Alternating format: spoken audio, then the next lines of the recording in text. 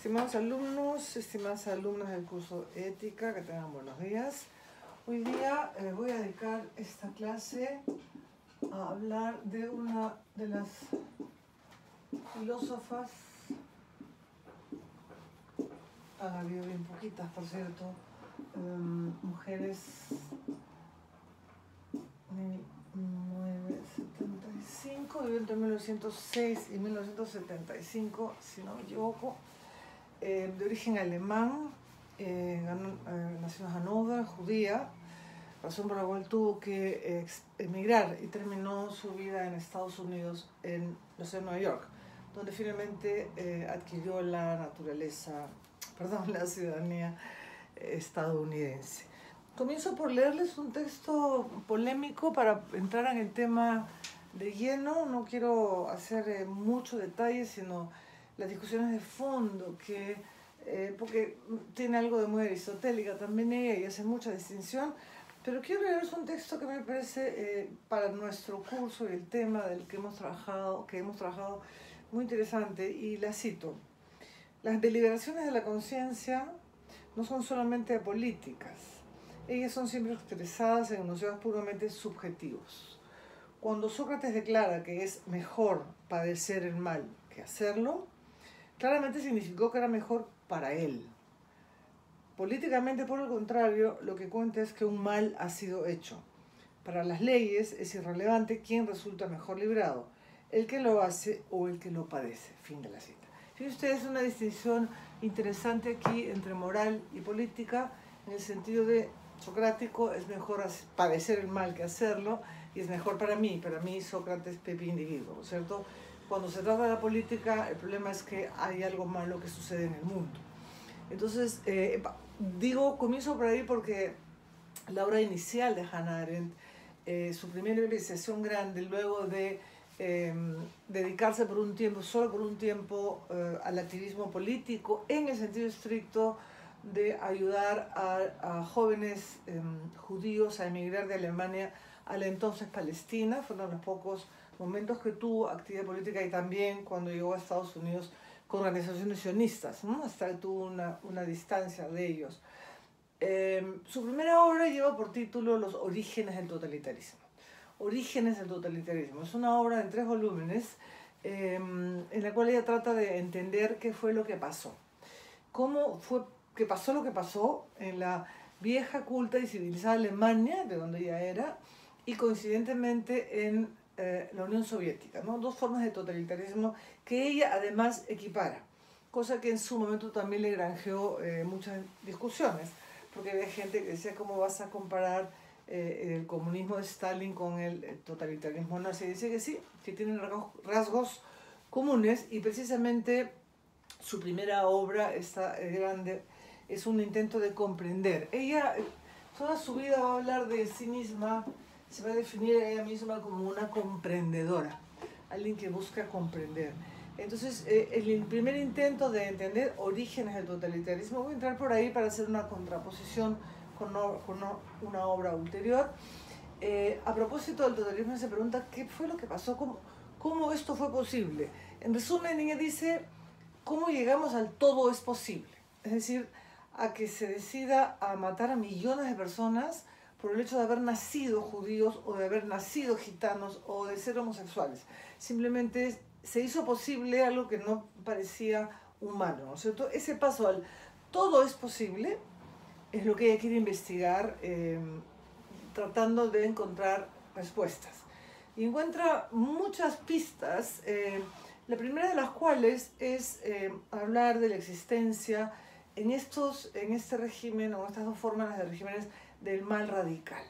Ella dice: solo podemos dar cuenta de esos actos tan espantosos que los seres humanos fueron capaces de hacer, y otros de tolerar y de dejar pasar delante, ¿no es cierto? Como que el mundo dejó pasar todo por delante, hasta que al final, cuando aparecieron los campos, todo el mundo decía: ¡oh! No sabíamos, ¿no? Incluso hay una discusión seria con la propia iglesia, con las propias iglesias protestantes, católicas, de haber dejado que todo eso pase en la nariz de todo el mundo, ¿no es cierto? Entonces, ese paso al cómo es posible, dice: solo podemos hablar de un mal radical, al modo en que precisamente Kant habla de una mala voluntad. Recuerdan ustedes, el mal radical no encuentra ya cómo explicar esa aparición en ese momento de ese mal en toda su radicalidad o radicalismo, y entonces usa el concepto kantiano de un mal radical para tratar de dar cuenta de esto que hizo que todo fuera posible, ¿no? Y ahí encuentra ella la conjunción, y ahí está la novedad, de dos realidades absolutamente no listas para juntarse, pero que se juntaron. Se juntó una ficción, una ficción organizada, ¿sí? Perdón, me estoy confundiendo. Se juntan una ficción sobre la historia que es tanto una ficción a nivel de la naturaleza, ¿sí? Y una ficción a nivel del ser humano, que es una ficción, o sea, algo que se ha inventado, algo que no es real, que es producto de la imaginación de alguien, ¿no es cierto? Una ficción, un relato ficcional más, y este es el más que explica esta novedad tremenda, la organización sistemática del terror.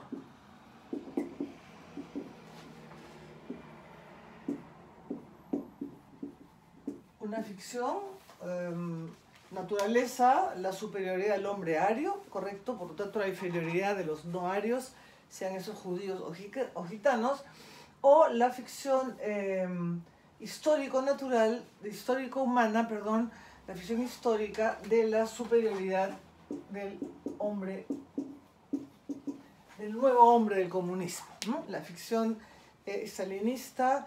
Entonces es una ficción, ella la llama una ficción coherente, ficción, sin embargo, en primer lugar, ¿no? Una ficción coherente con la organización sistemática del terror. No es que hubo miedo, no es que hubo temor, era una organización sistemática del terror organizado, el terror organizado en campos, en el caso de la Unión Soviética, los famosos campos de trabajo y de exterminio, y en Alemania, bueno, y en Austria y en Polonia, los famosos campos de concentración de judíos y minorías para primero hacerlos trabajar y luego matarlos sistemáticamente, ¿no? Entonces, esta perversa mezcla de una ficción coherente de la naturaleza o histórica con la organización sistemática del terror da como resultado esto que es hacer cualquier cosa posible y decidir aniquilar a una parte de la humanidad. Las preguntas que ella se hace son muchas y quedan flotando, ¿no es cierto? Es un libro que termina, digamos, poniendo de manifiesto la especie de esfuerzo enorme que hay que hacer para poder dar cuenta racional, ¿no?, de este mal radical, de este mal que no es mi conciencia mala, sino es un mal que realmente afectó al mundo, afectó la vida común, afectó la misma, voy a hablar aristotélicamente, la misma naturaleza política del hombre, ¿no? Entonces lo que viene aquí es un intento larguísimo, a lo largo de toda su vida, todo el siglo XX, de comprender y acuñar conceptos que nos expliquen cómo qué sucedió, cómo fue posible, cómo damos cuenta filosóficamente de la maldad, ¿no es cierto? Ella fue formada en la tradición, fue discípula de Heidegger, luego de Husserl, luego fue muy cercana a Jaspers, tiene una formación fenomenológica fuerte, también teológica. Su tesis doctoral fue sobre San Agustín con Jaspers, con quien estuvo ligado toda su vida, cerrar la amistad. Con Heidegger más bien un hiato que es público, ¿no? Tuvieron un romance cuando ella era su estudiante, y luego que ella se va a Estados Unidos, él sigue en Alemania, y porque fue rector de Freiburg, y ustedes tienen ahí en un número, en el primero o el segundo, creo, número de nuestra revista, la traducción del discurso de rectorado donde Heidegger asume el rectorado de Heidegger y también ayuda a que los judíos sean expulsados de la universidad, entre ellos Husserl, ¿no? Nada menos que Husserl, a quien le dedica a Heidegger Ser y Tiempo en su primera edición. Entonces, estamos hablando de una escuela en la cual ella se forma, y sin embargo, obviamente, hay algo que la tiene profundamente insatisfecha. Entonces, ella, su trabajo teórico se inicia con un libro muy interesante que se llama La condición humana,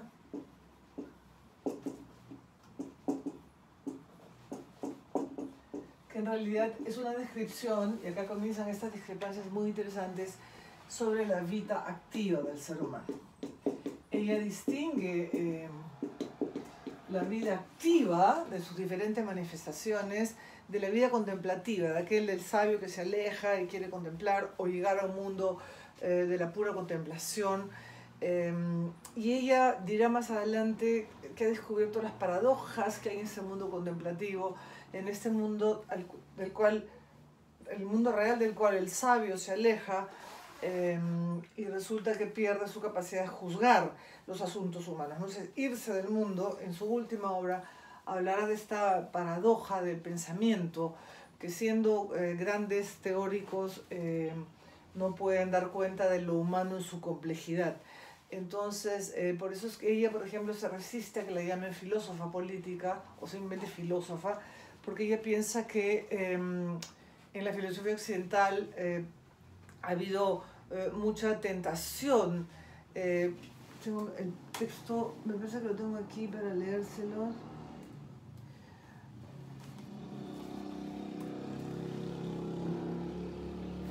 Dice ella en una obra tardía, nosotros que queremos honrar a los pensadores, incluso si nuestra propia residencia se encuentra en el seno del mundo, no podemos encontrar chocante y tal vez exasperante que Platón y Heidegger, cuando entran a los asuntos humanos, se inclinen por tiranos y Führers. Y debería ser imputado no simplemente a circunstancias de época, y menos aún a una predeterminación del carácter, sino más bien a aquello que los franceses llaman de formación profesional. Pues la atracción por lo tiránico puede ser demostrada teóricamente en muchos de los grandes pensadores. Kant es la gran excepción. Y si esta tendencia no es demostrable en aquello que hicieron, es solamente porque muy pocos entre ellos estaban listos, más allá de la facultad de, comillas, asombrarse de lo simple, a aceptar este asombro como su morada. Entonces hay una clara preocupación en su obra de por qué y cómo así grandes filósofos, por lo que siento que enorme respeto, obviamente al final se inclinan por reyes, filósofos o por Führers, en el caso de Heidegger, estamos hablando del siglo XX y es una larga historia, con la gran excepción de Kant, ¿no? Entonces, ¿qué está pasando? Entonces ella dice, vamos a zambullirnos, no en la distancia, la contemplación, sino a entender las diversas articulaciones de la actividad humana, reconocer que hay diferencias importantes en nuestras maneras de estar en el mundo. Entonces, en esta obra que se dedica a la vida activa, propone que además de un rasgo general, de una condición humana básica que es la finitud, ¿sí? Nacemos y morimos, digamos así, condiciones, la finitud, nacer y morir,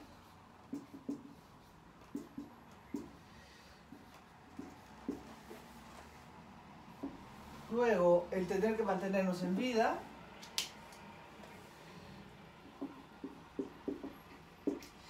luego el tener que habitar un mundo, una mundanidad que nos cobije, que nos albergue, lo cual ciertamente suena muy fenomenológico, ¿correcto? Y finalmente la pluralidad, que somos muchos y somos diferentes los que habitamos este mundo. Esas son las condiciones humanas básicas, aparte de nuestra finitud, mantenernos en vida, fabricar un mundo y saber que somos muchos, que somos iguales y que somos diferentes.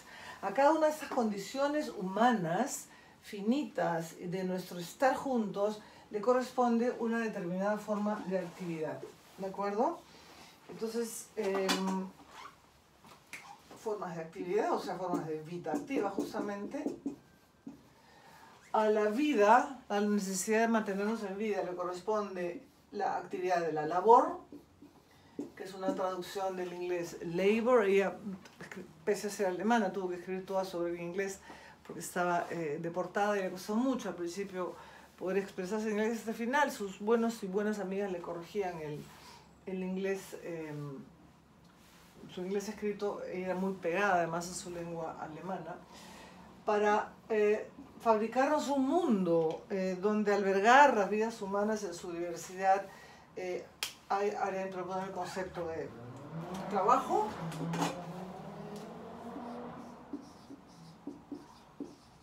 work, el hecho de fabricar un mundo de artificios que no existe. La labor, labor, está vinculada, según ella, en sus distinciones, a la actividad con la tierra, ¿no? La labor es esta relación orgánica que nos liga con la tierra, que tenemos que vivir de ella, que tenemos que alimentarnos de ella, y esto hace que nuestra relación sea una relación circular. Nosotros obtenemos de la vida, de la tierra, perdón, aquello que luego devolvemos a la tierra de manera orgánica. Se ha discutido mucho esta distinción porque, claro, ahora incluso la labor agrícola, que sería aquello en lo que ella está pensando, requiere de mucha tecnología y la usa. Pero en efecto, y hay una discusión de ella en un libro que se reúne con un grupo, que le hace organiza un conversatorio sobre ella, estando ella ahí presente, Hannah Arendt, justamente le discuten, ¿no?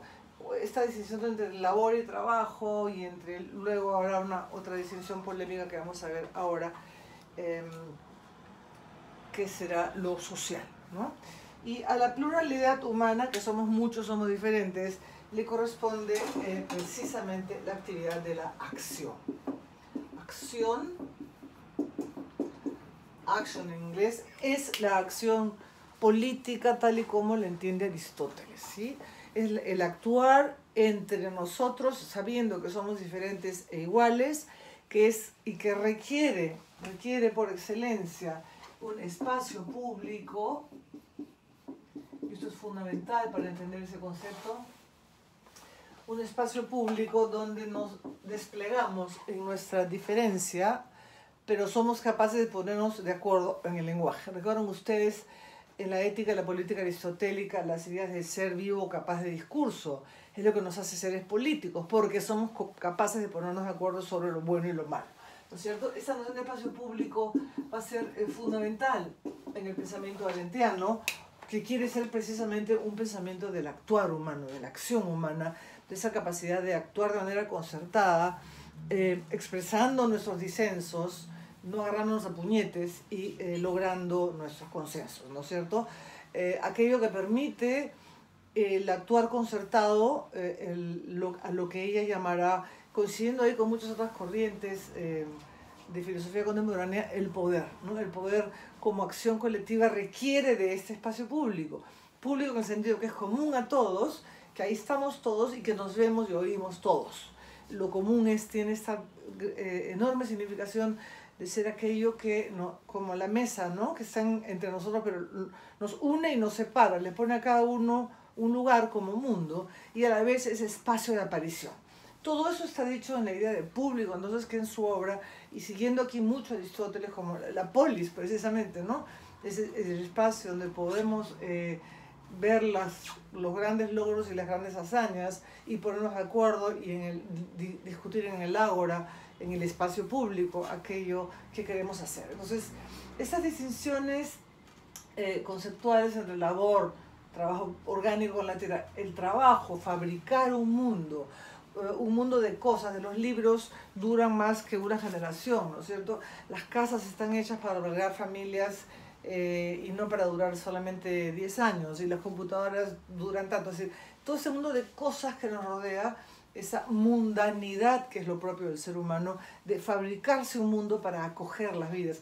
E interesante, dice también, que ese mundo necesita darnos la estabilidad que muchas veces la acción no nos da, ¿no? Porque ella va a rescatar dos rasgos muy importantes de la acción humana, que es su fragilidad. ¿Y por qué la acción humana es frágil? Ella dice, porque no podemos nunca, en la medida en que actuamos entre y con otros, Nunca podemos predecir exactamente cuál va a ser el resultado de nuestro actuar. Porque yo hago A pensando que me sale Z, pero hay otros seres involucrados, y entonces lo que yo esperaba como reacción no sucede y se da otra acción u otra reacción, y así hacia futuro, como resultado, el actuar humano es impredecible, ¿sí? No como es predecible la casa que estoy fabricando y que el techo no se me cae en la cabeza en cualquier momento. El resultado del actuar humano, en la medida que hay otros seres involucrados y que también actúan, es impredecible. O sea, a futuro hay esta fragilidad. Y hacia el pasado también. Es terrible porque una vez hecho algo ya no lo podemos borrar. No sé si alguna vez han tenido esa sensación de que terminan de decir algo, quisieran que las palabras se regresen y no hubieran salido nunca, ¿no? Esa sensación de, ¿para qué lo dije? ¿Quién me mandó a abrir la boca? Y no se puede borrar. Entonces, hacia futuro la acción es impredecible y hacia el pasado la acción es irreversible. Este doble rasgo hace que el actuar humano sea tan precario, sea tan frágil. Y por eso piensa ella, hay susto de actuar. Entonces, hay quienes, como Paul Ricoeur, consideran que todas estas distinciones arendtianas son una especie de invitación al actuar. Es frágil, sí. No podemos predecir resultados, no. No podemos borrar lo hecho, no. Pero no nos podemos quedar sentados de brazos en el mundo mirando cómo se desarrolla delante de nosotros, ¿no? Es una invitación a la acción, pero asumiendo la fragilidad y la necesidad que tenemos del acuerdo con otros seres humanos, ¿no? Es esta idea de pluralidad en un espacio público, que es lo que nos permite actuar. Es una idea muy importante para que no pase lo que pasó en los totalitarismos. Y ahí viene otra decisión conceptual que quiero proponerles, que es precisamente, y ya lo hemos visto a propósito de los griegos, que es también una decisión muy polémica, pero creo yo muy sugerente para nosotros mismos también, para pensarnos, la decisión clásica entre oikos y polis, ¿no es cierto? Entre lo privado, y ya hemos hablado de ello, lo privado, doméstico, y lo público, ¿correcto? Lo público es el espacio de la polis, de la igualdad, de la libertad, ¿correcto? Estoy recordando lo que hemos visto de los griegos. Y el oikos como hogar, como administración doméstica, literalmente administración doméstica. Ahí viene la palabra oikonomía, ¿no? Administración de las leyes del hogar. Es el ámbito de satisfacción de las necesidades. Y por lo tanto también es ámbito de desigualdad, ¿no? El despotés es el dueño de casa, digamos, el amo de casa, de ahí viene la palabra déspota. Es el paterfamilias, es decir, hay diferencias, acá están las mujeres, los niños, los esclavos, los trabajadores, los que no son ciudadanos iguales, y aquí están en la polis los ciudadanos iguales, aquellos que pueden ponerse de acuerdo en la palabra para actuar en conjunto, ¿sí? Con la modernidad, desde la modernidad, surge una esfera intermedia que se come un poquito de las dos, digamos así, que es la famosa esfera de la sociedad, o lo social. Lo social, que tiene que ver con el surgimiento del mercado, ¿sí? Que es donde se sale a satisfacer necesidades, ya no me educo en casa, ya no me alimento solo en casa. La sociedad pasa a ser el espacio en el que nosotros vamos a satisfacer necesidades, a intercambiar mercancías, a crear organizaciones distintas de la meramente política, y la sociedad también comienza a comerse un poco, por decirlo así, a invadir el espacio de lo público. Arendt dice que como que lo arrincona, ¿no? Entonces lo público se achica y queda lo social, esta famosa esfera hegeliana, ¿no es cierto?, de la sociedad civil como esfera de satisfacción de necesidades, pero de desigualdad, de egoísmo, donde cada quien busca su propio bienestar. El bien común no está aquí, digamos, en esta tradición que ya inspira tanto Hegel, ¿no? Precisamente sea uno de sus autores favoritos, pero Marx es un autor que ha trabajado muchísimo, tiene muchos y muy interesantes, sugerentes trabajos sobre el mar. Entonces, ¿por qué es tan importante esa noción de sociedad? De ahí viene el otro concepto que quería mencionar. Porque es en la sociedad, como esa esfera intermedia, ¿no? Que se come un poco lo privado y al final como privado nos queda en mente lo íntimo, ¿no? Y lo político que al final eso entregamos, dice a veces a una burocracia que es nadie, que no conocemos quién gobierna, se convierte en un tema administrativo. ¿No? Fíjense ustedes cómo por distintos caminos se van llegando a este tipo de consideraciones y la sociedad como ese espacio intermedio, egoísta, de satisfacción de necesidades, donde cada vez nos comportamos más. Y acá viene este juego de palabras que la sociedad es el comportamiento esperado. Es el ámbito de la conducta, hasta de la estadística, dice Arendt. ¿Sí? Y aquí algunos la acusan de tener una visión muy griega de lo político en el sentido de la hazaña individual y no de la acción colectiva. Ella dice, no, yo no pienso que la acción política sea solamente de los héroes a partir del discurso brillante o los héroes homéricos. Ella entiende, les decía, y eso es muy importante repetir, el poder como acción colectiva, acción concertada. Sin embargo, el espacio de lo social es ese espacio del consumo. Ella vivía sorprendida del consumismo de la sociedad estadounidense, admiradora, sin embargo, de su régimen político en el sentido republicano, de los padres fundadores, que ahora se discute mucho, como ustedes saben, porque esos padres fundadores de la república, en sentido fuerte, también tuvieron esclavos. Entonces hay en ese momento un zafarrancho de fastidio, de acusaciones, por razones históricas, además así, ¿no? En todo caso, Arendt introduce este tercer concepto entre el oikos y la polis, entre lo que Aristóteles denominaba esa famosa unión entre ética y política, siendo que la política es precisamente el ámbito del bien común, ¿no es cierto? Y aquí en la sociedad perdemos un poco la idea de bien común, cada quien busca sus propios intereses y sus propios beneficios. ¿Y por qué es esta distinción tan importante en relación con donde comencé? Que es los orígenes del totalitarismo y el mal radical. Porque este ámbito del comportamiento, la conducta esperada, de lo que se espera de nosotros, es lo que ella observa cuando asiste al famoso juicio a Eichmann en Jerusalén. Ella se va como reportera del New Yorker y asiste a todo el juicio. Tenía frente a sí a un monstruo, supuestamente. Ella se iba a encontrar con un monstruo, un ser capaz de todas las maldades increíbles de poner la racionalidad, ¿sí?, al servicio de que entren más judíos a más trenes y que lleguen más rápido a su destino, ¿no? Yo les he comentado, creo que el anteaño pasado tuve el privilegio de estar en Auschwitz y había uno de los trenes famosos donde llegaba la gente, el sitio donde los separaban, hombres y mujeres, bueno, realmente de terror, una experiencia humana muy chocante.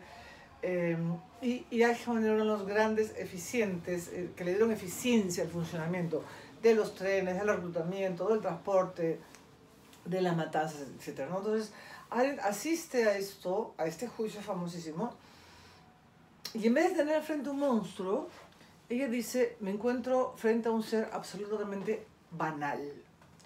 Banal porque solo habla en clichés, porque solo repite lo que tenía que decir. Incluso cita Kant. Eichmann cita el imperativo categórico de Kant. Fíjense ustedes el espanto que por ese sentido esta filósofa alemana, viendo a Eichmann citar a Kant, ¿no es cierto?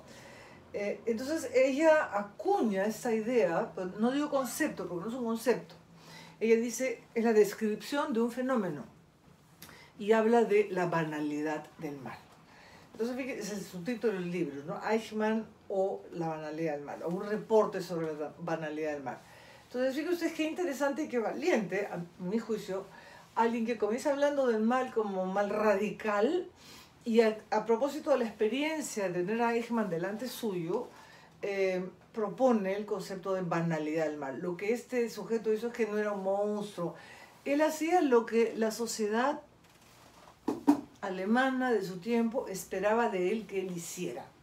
Lo que esperaban los profesores del colegio, sus hijos, lo que esperaban sus vecinos, lo que esperaban sus jefes. O sea, él se comportó como tenía que comportarse un ciudadano respetable en ese momento de la jerarquía de la sociedad alemana, ¿no? Entonces, es muy fuerte como hipótesis decir, no era un demonio, era banal, pero sus actos, las consecuencias de sus actos fueron terriblemente malos, eso no es en discusión. Porque aquí a Arendt se le arma un enredo total, porque los judíos, sus amigos, muchos de ellos sionistas, muchos de ellos en Israel, le dijeron cómo puedes usar la palabra banal para alguien que asesinó o ayudó a asesinar a millones de gente de nuestro pueblo. Entonces Arendt les decía, yo no estoy hablando de un concepto nuevo, ni que matar sea banal, estoy hablando de la banalidad del sujeto Eichmann, que actúa como tenía que actuar sin, ojo, y voy a usar esa palabra por propósito porque es importante, sin juzgar aquello que estaba haciendo, ¿sí? No hay un vínculo entre pensar, porque el tipo no era bruto, no era tonto, simplemente era banal, era incapaz de, estoy citando, pensar y juzgar por sí misma, ¿sí? Entonces, a raíz de estas distinciones conceptuales, se abre un universo de discusiones tremendo, la comunidad judía del mundo entero se enoja de ella, sus amigos dejan de hablarle, quieren expulsarla incluso de algunas organizaciones porque decir banal significa quitarle importancia a la tragedia, ¿no? Cuando no estaba ni remotamente en sus intenciones exonerar a nadie. Tanto así que el libro termina diciendo lo que los juicios hubieran dicho si hubieran pensado de otra manera, y termina diciendo, tú no querías compartir la tierra con mi pueblo y con muchos otros pueblos, entonces nosotros tampoco queremos compartir la tierra contigo, que te ahorque, ¿no? Es decir, es todo un debate que ella estuviese de acuerdo con la pena de muerte cuando piensa por todo lo que escribe, que claro, no es un ser banal, entonces lo exonero, no, es que no es burro, es que no juzgó, es que no pensó en sentido fuerte. Entonces, ahí tenemos un problema serio, y para mí por lo menos apasionante, lo vengo trabajando hace algún tiempo. ¿Cómo así pensadores de la talla de Heidegger pueden hacer el elogio del Führer, ¿sí? Y al mismo tiempo un ser incapaz de pensar por sí mismo, como Eichmann, es capaz de hacer tanto daño, ¿no? Entonces muchos de los textos de Arendt posteriores a Eichmann discuten esto, ¿no? El pensar puede evitarnos el mal, pero ellos pensaban, no es que fueran no pensantes, ¿no? Para organizar toda esta máquina de asesinatos se tiene que pensar, no eran irracionales, ¿no? Entonces, su última obra, que se llama La vida del espíritu, o sea, vuelve a aquello que no hizo al principio, que es referirse a la actividad del pensar, ¿no? Se concentró todavía en la vida activa, y ahora en su última obra vuelve a zambullirse en la vida del espíritu, y la introducción viene precedida por un epígrafe, fíjense qué interesante. El pensar no conduce a un saber como las ciencias. El pensar no produce ninguna sabiduría aprovechable de la vida. El pensar no descifra enigmas del mundo. El pensar no infunde inmediatamente fuerzas para la acción. ¿De quién es la cita? De Martin Heidegger, nada menos. Con quien luego volvió a verse en Europa, incluso lo ayudó a publicar sus libros en Estados Unidos, cosa que muchos comentaristas no entienden, como lo perdonó, digamos. En fin, pero eso es ya el terreno de la vida personal. Entonces, el pensar no infunde fuerzas para la acción, el pensar no descifra enigmas del mundo. Entonces, ¿cómo juzgamos? Entonces, ¿qué vínculo hay entre el pensar y el mundo? Si uno puede ser un genio y hacer un discurso en favor del Führer y ser un banal y dejar que se mate a tanta gente. Entonces, esa tensión ella quiso resolverla precisamente actualizando el concepto kantiano de la tercera crítica del juicio reflexionante. el juicio como vínculo entre el pensar y el actuar. Porque el juicio reflexionante es esto es bello, esto está mal, esto me gusta. No es subsumir lo particular en una categoría general, ¿de acuerdo? Y entonces cuando puso en su máquina de escribir la primera página de la última parte del libro, que se llama Juzgar, se murió. Arendt se murió, no terminó el libro, es un libro póstumo. Tenemos algunos textos, sí, que ella dejó precisamente de estudios sobre Kant, como iba preparando en clases para llegar a escribir el capítulo. Entonces, tenemos ahí una pista muy interesante para seguir pensando. De eso se trata la filosofía, ¿no es cierto? Seguir pensando, o como lo diría ella, tratar de seguir comprendiendo, ¿no? Como entrar en las articulaciones complejas de la acción humana, como diferenciar el actuar político, el actuar común, concertado, del comportamiento socialmente esperado, y cómo ejercer nuestra capacidad de crítica, siendo que los grandes pensadores no lo tenían garantizado y los banales como Eichmann tampoco, ¿no? Es una paradoja interesante que yo estoy persiguiendo hace algún tiempo, estoy trabajando, y me gustaría haberles dejado un poquito la inquietud de una gran complejidad, la gran complejidad que enfrentamos cuando pensamos en el ser humano como el ser capaz de lo más sublime y de lo más perverso, ¿no? En esta tensión, a mi juicio, nos instala la obra de Arendt mediante mucho trabajo conceptual, mucha obra y mucho ánimo de comprendernos en nuestras ambigüedades, ambivalencias, en quiénes somos, ¿no? Y por eso dice ella, la pregunta no es qué es el hombre, sino quién eres tú. Tú, ese que está ahí delante mío, que me escucha, que con el converso. Entonces se dan cuenta cómo hay un cambio importante en el modo de pensar a los demás a partir de la experiencia vivida. Muchísimas gracias por su atención.